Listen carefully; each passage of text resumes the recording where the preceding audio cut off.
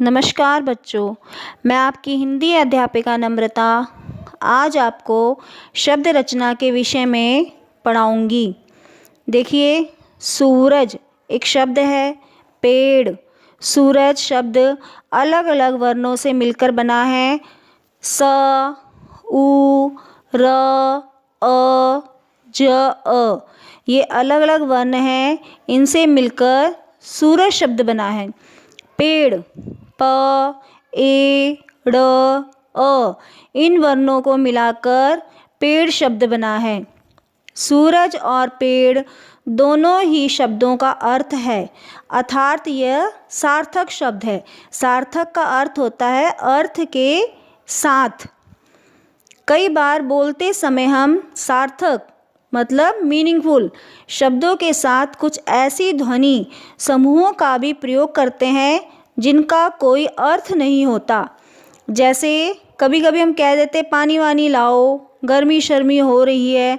यहाँ पानी और गर्मी का तो अर्थ है, परंतु वानी शर्मी इसका कोई अर्थ नहीं है, अर्थात यह निरर्थक शब्द कहलाएंगे। व्याकरण में वर्णों के सार्थक मेल से जो शब्द बनते हैं उन्हें ही शब्द कहते हैं। हिंदी भाषा में सभी सार्थक शब्दों को 3 आधार पर बांटा गया है। पहला आधार है, देखो, स्रोत या उत्पत्ति के आधार पर। दूसरा, रचना या बनावट के आधार पर। तीसरा है प्रयोग या व्याकरण के आधार पर। आइए स्रोत या उत्पत्ति के आधार पर जानिए शब्द के 4 भेद होते हैं। पहला है तत्सम शब्द, तद्भव शब्द, देशज शब्द और विदेशी शब्द। तत्सम शब्द क्या होते हैं? तत्सम यानी समान, वैसे ही ज्यों का त्यों जो संस्कृत भाषा है उनसे हिंदी भाषा में जिन शब्दों का प्रयोग होता है वह ज्यों के त्यों समान रूप से हिंदी भाषा में शामिल किए जाते हैं, उन्हें तत्सम शब्द कहते हैं।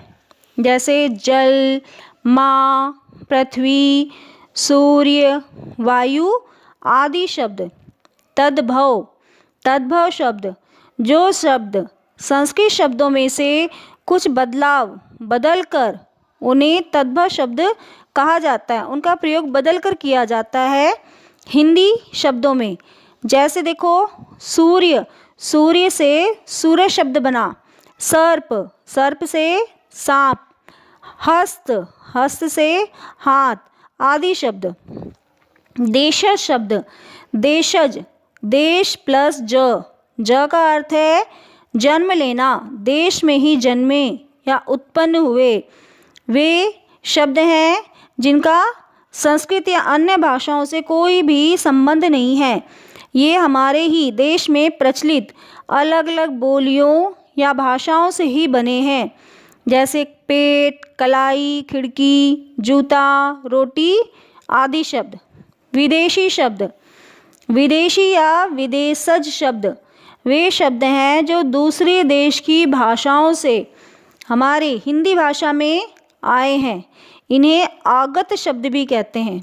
जैसे अमीर, रेडियो, स्कूल, स्टेशन, टेलीविज़न, दुनिया आदि शब्द। रचना या बनावट के आधार पर शब्द 3 प्रकार के होते हैं। पहला रूढ़ शब्द, दूसरा यौगिक और तीसरा योग रूढ़ शब्द। देखिए, रूढ़ शब्द क्या होते हैं?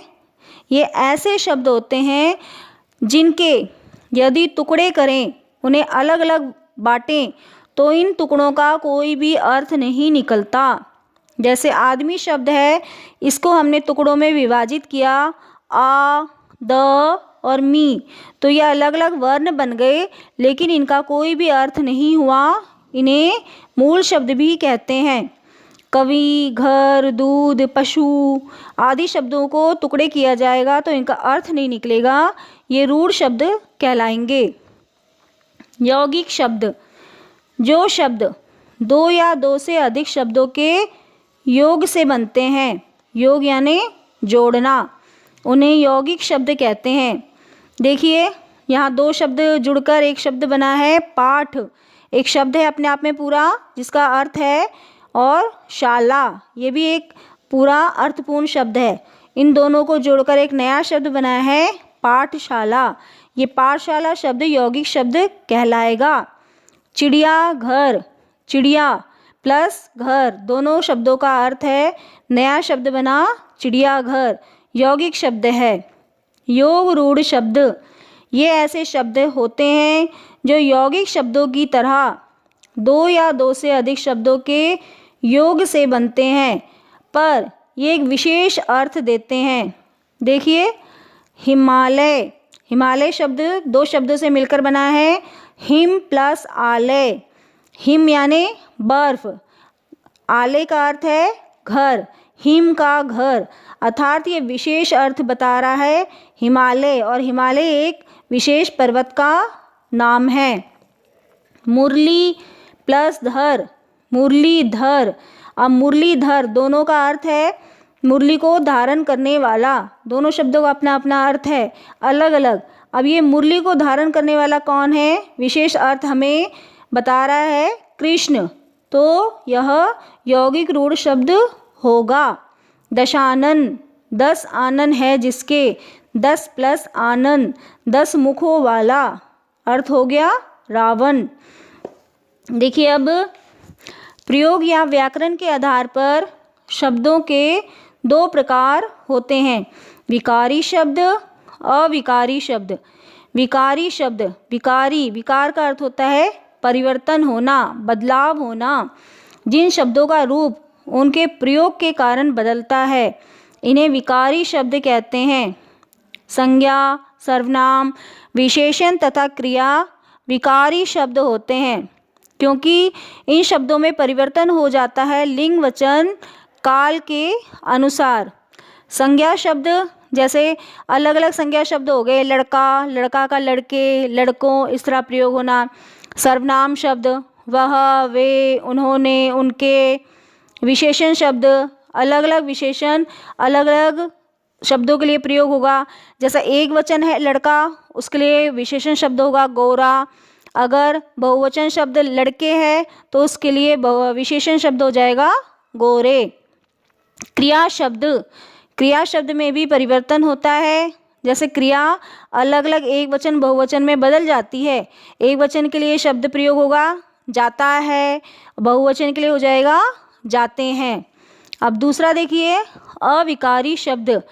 अविकारी जिसमें कोई परिवर्तन नहीं होता, जिन शब्दों में कभी भी किसी भी स्थिति में कोई परिवर्तन नहीं होता, उन्हें अविकारी या अव्यय शब्द कहते हैं। जैसे इन शब्दों में देखो, यहाँ, वहाँ, और, परंतु, अरे, धीरे, किंतु, जैसा तैसा, इन शब्दों का प्रयोग करके हम वाक्यों में प्रयोग करते हैं, तो ये शब्द ज्यों के त्यों रहते हैं, ये अपने आप को नहीं बदलते, ये अविकारी शब्द हैं। अविकारी के भी कई प्रकार हैं, जैसे क्रिया विशेषण, संबंध बोधक, समुच्चय बोधक तथा विस्मय आदि बोधक। इनके बारे में हम बाद में विस्तार से पढ़ेंगे। देखिए, हमने इस पाठ में आज क्या क्या जाना।